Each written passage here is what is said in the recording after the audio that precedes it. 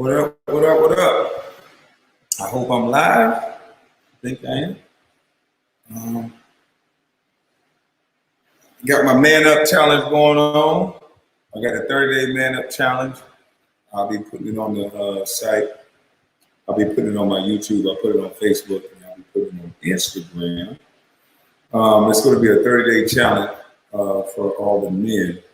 So let's man up and get to work, like it say. I know this quarantine and packed on a little pounds for me. And so any other man that packed on little pounds will give you some incentive to lose a little weight. The winner will get a PlayStation 5 or the money for the game console if I can't find the actual game console. But enough of that. I also will be answering questions that I received from my website, buslife.com. So let me answer some of those questions. And if you have any questions for me, go to buslife.com and I'll answer those questions then. But I think I'm going to be the one winning the PlayStation. I'm going to get down there and get to work. And I ain't too bad. I'm going to take my picture tomorrow and show this look good. But the first question was from a friend of mine, a federal agent buddy of mine. He asked me, he said, Antoine Walker, he said, if you could do a reset on your life, what, if anything, would you change? Man, good question. Shit, all of it. No, I'm just I've been asked that a time or two. What's up, Kwame? What's going on, Andrea, Brandon, and what is that, a Trump ticket? Yeah, but if I had to do a reset on my life, what would I change, if anything? Man.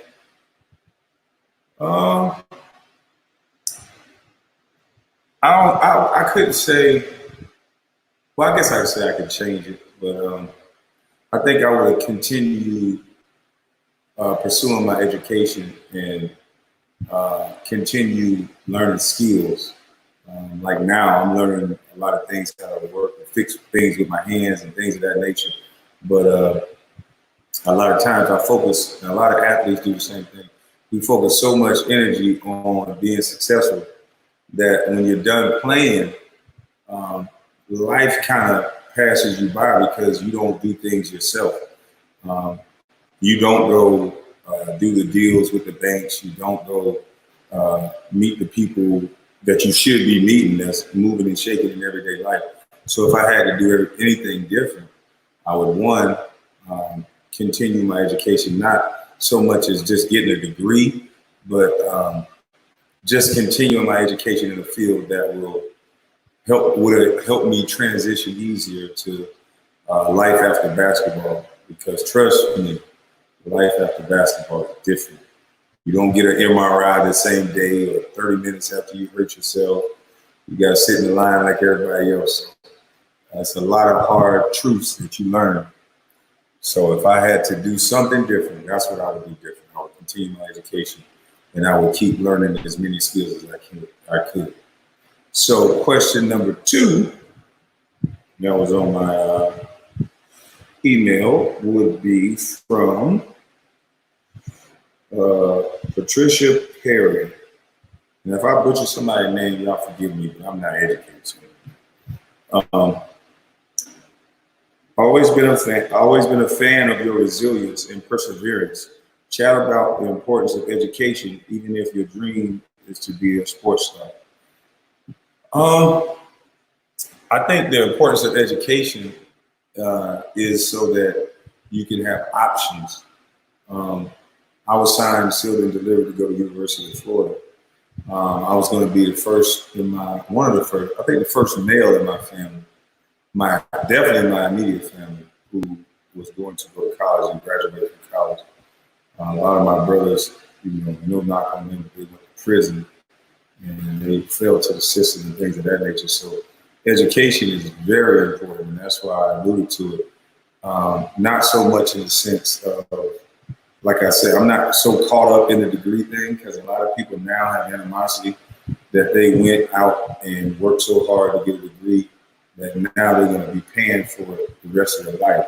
You know, so to me, skills pay the bills. Skills have been the key to my life.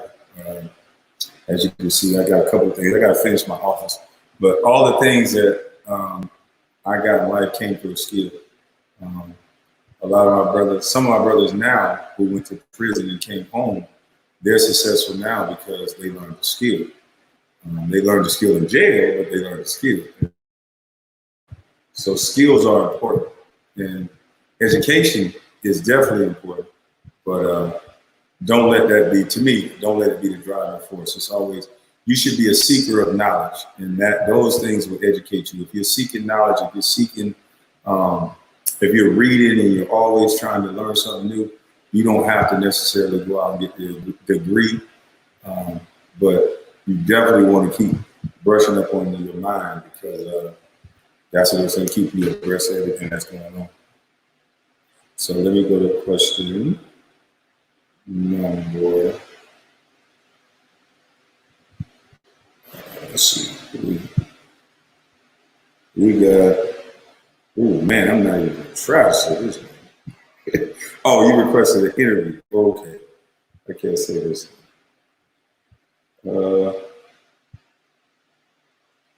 Debbie King. Debbie, what's this? Debbie 84. She asked me about bullying. Bullying. Bullying is it's an interesting thing. I think I got bad advice on how to deal with bullies. If you in today's world, but the way my brothers told me to deal with a bully, you deal with them directly. And I don't want to say it on YouTube what I did, but you deal with a bully directly, because most bullies are cowards and they project and they put all their negativity that's inside of them onto someone else. I try to, now in my adult life, I try to either, just avoid them, or I'll just meet them directly and I'll say something back to them like, I'm gonna come at you. So bullying never affected me the way it affected a lot of other kids, because, like I say, I was taught to deal with them directly. My brothers told me it's better to be the hammer than the nail. So I wasn't going to let someone bully me, especially not to my face if I could do something about it. So, but in today's society, you got to take your power back. How you take the power back from a bully is you find out what it is about that bully that's making them do that to you, and whatever they saw in you.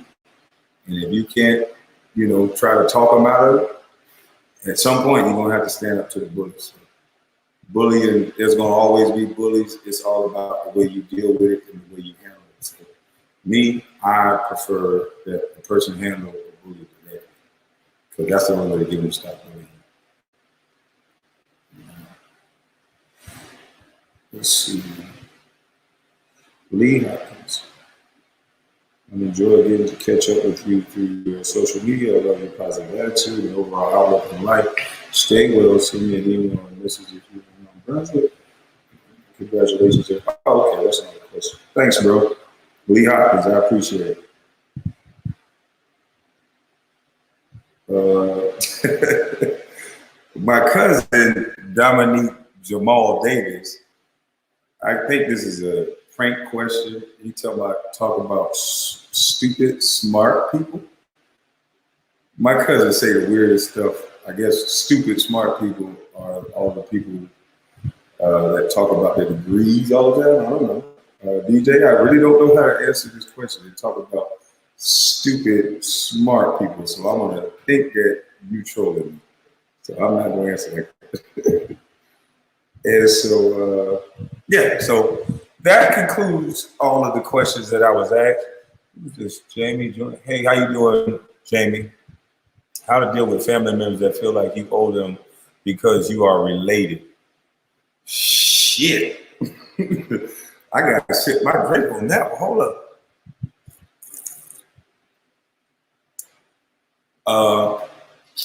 I would be a lie if I could tell you that I know how to deal with that. I mean, every situation is unique, and I think every family is going to have some sense of entitlement when a person out of the family make it. They definitely are proud of you, but you have to set some strong boundaries in the beginning, which I'm guilty of not doing, and a lot of other people are guilty of not doing. But what I found out is that you have to definitely learn how to say no. Be firm with your no. Don't leave any window of opportunity for them to think it's a yes. If it's no, don't tell them you're going to think about it. Don't tell them you're going to call them back, because everything you say, they're going to use against you. So me, if I don't want nothing to do with the situation, I normally, if they ask me something and they think they're entitled to it, if they call me, I don't answer the first 2 or 3 times. And maybe I give you 2 or 3 days. If you haven't figured it out by then, you call me, then I answer the phone, I listen to you. Hey, bro, I'm sorry. And, that's the way it got to be. Once you open up Pandora's box, then, because with me, I used to have other cousins saying, or other brothers saying, well, you did this for this one, so you need to do this for me. So it got to be a hard no, or it's going to drive you crazy. Sometimes, and I know a lot of men, and it was like that for me for a long time, and my success was my prison. And because I was successful, because, I had so much money coming in at that time, everybody dumped their problems on me thinking money solves it. But you created more problems for me by thinking that money solved it, because it never solved any issue. They always had another issue. A month later, 2 months later, there was another issue. So money don't solve everything.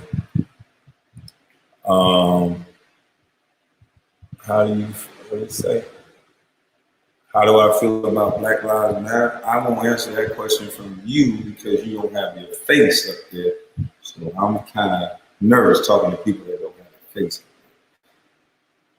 But I did answer that one person question about that he didn't have a face. But this person asked me, KO with no face, how do I feel about Black Lives Matter? I don't know how that's related. I don't feel any way about Black lives do matter, and they should matter. Everybody's life should matter because it's life. But I never sat down and thought about how I feel about Black Lives Matter, the organization. But if you're saying, how do I feel about the phrase Black Lives Matter, I agree with that. I'm black.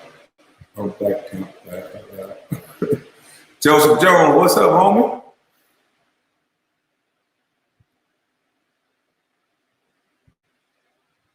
Kwame, have you tried a mayonnaise shake yet? Oh, no, I haven't.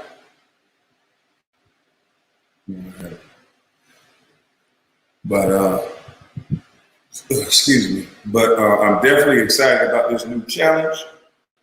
Schoolboy, you got to join this challenge to get you one of these T-shirts. And anybody who signs up, you got to have a T-shirt. I want you to detail your progress every week. Take a picture, show what you got going on. I'm gonna hit the gym hard in the morning at about 7 a.m. and then I'm gonna go back and hit it again in the afternoon because I think I'm gonna win. I ain't too bad off. It's a pandemic. People are gaining weight, staying inside, stressed out. So I think this challenge will help everybody out. What's that relationship with Jordan? About you speak or hang out? Andre, nope, I don't have a relationship with Jordan. Yeah, but I haven't seen him since I played for him. But no, we definitely don't hang out. And I don't think nobody still have MJ number. That he changed his number he would give us out his new number every 3 weeks. He'd have a new number. So I don't think anybody that hadn't been around him for a month or so is going to have a new number. That's out. That's over with. I should have tried that. I got the same number still from LA days.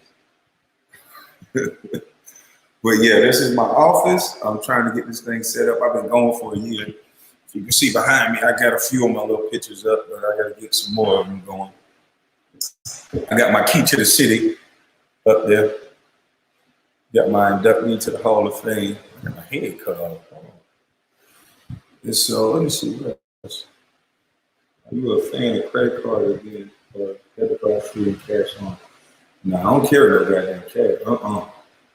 I almost got robbed one time at DC. I don't carry cash. No sir.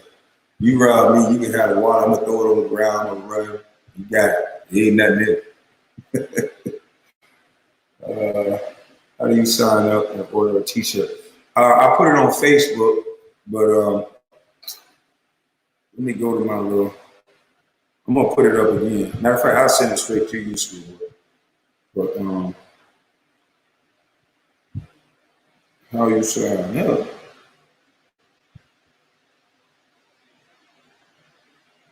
Is you you purchase the T-shirt. It's on teesprings.com /store/buslife. That's teesprings.com/store/buslife. And they got all the rules and everything up. I'll put it up here on YouTube when I get off, so everybody can see it. It's on my Instagram and it's on Facebook. It said, what was Kobe like as a person? Was he really a trash talker like everyone said? Kobe was dang near just like MJ. They both was he was trash talk. He trash talk just like I do. You know, he think he gonna win at everything. I thought I was gonna win. First time I bumped into him, I told him I could beat him one-on-one. Told MJ the same thing. You got to give me that game. I got to play you one-on-one. I played him and MJ one-on-one. So he's just a normal person. Those questions, that's one of my most asked questions. How was MJ as a person? How was Kobe as a person? And the thing that I tell people is that they're just like you and me. They're just like you and me. It's just that they have a little extra fire in them. That they have this belief in themselves that is unmatched. Like you can't, trust me, they think they can do it all. And to us normal folks, it's cocky, and I'm not as normal as everybody else, but to them, that's just regular, everyday life. They can make any shot, they can do anything. So, R.I.P. Kobe, he's a great player, great husband, friend. I got no complaints at the time I was with him. So, I'm new to this whole chat thing on the side, so if I'm slow, this is my first live broadcast, first of many. So you put this down as one.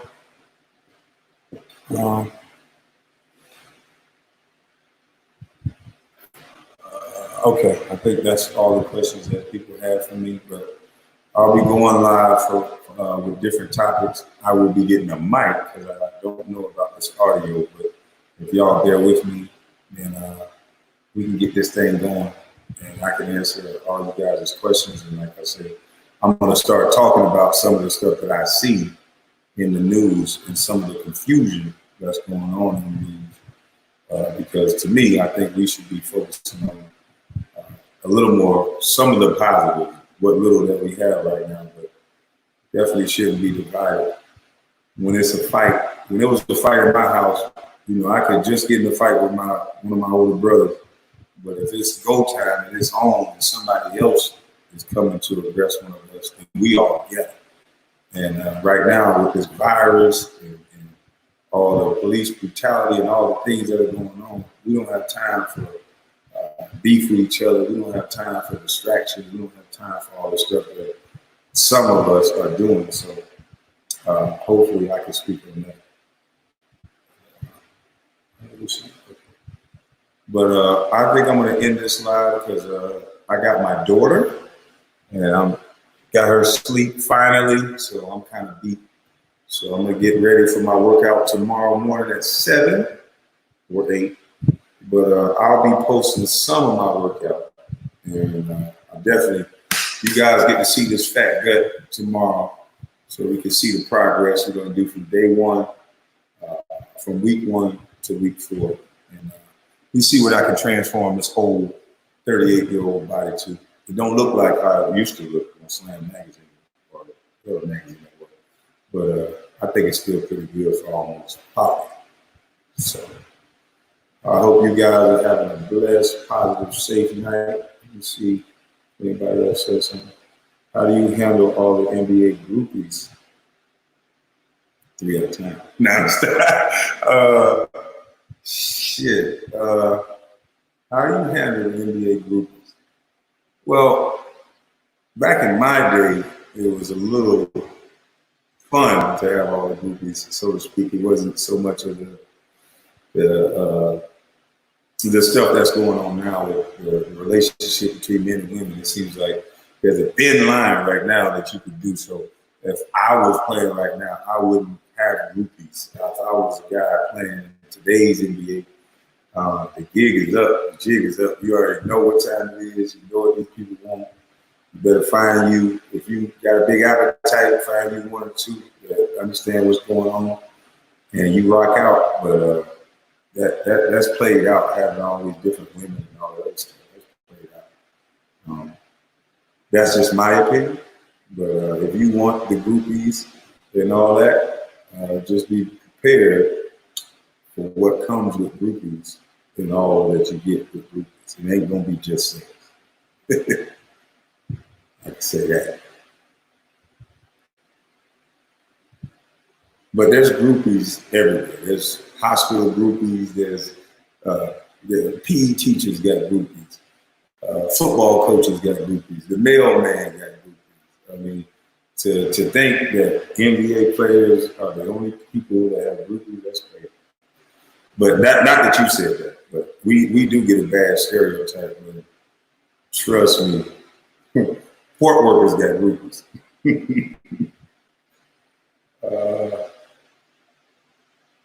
Yeah, all that false accusations that's going on. Yeah, that's what I would avoid. If you're a man in this day and age, you got to keep your head down and focus on your money. Because if you focus on anything else, and when you get the money, the hardest thing is to protect it, because when they know you got it, everybody wants it. So every story, majority of the friends that come around, majority of the relationships that are formed, they coming around you because you can help them with something. Me just being Kwame Brown, some people want to be around me and attach themselves to me. That's annoying at times, because I don't come up to people expecting anything from them but a friendship. But that's just the way life goes, I think. But you got to be careful. I protect my energy a whole lot more now than I did then. But I hope we can have fun with this thing. I hope we can have fun with this whole broadcasting thing when I'm a little more upbeat. And, like I said, I haven't seen my daughter in so long. And I've had my daughter for about a week and a half now. And so I try to enjoy every minute of my daughter. We work out in the morning, we go to everything together. So after I get her a nap, I'll be back with you guys. But tonight she's knocked out, but I know she'll be up right there. But I love you guys. I appreciate you joining into my first broadcast. I will get better at what I'm doing. And hopefully you guys, now that you know where I'm at, you can hit me up with all the questions, hit me up with topics, email me at buslife.com with anything you want to talk to me about, or a topic that you want me to speak on. And I will try to get it done as soon as possible. Peace. All right, brother. I'll see y'all. Thank you.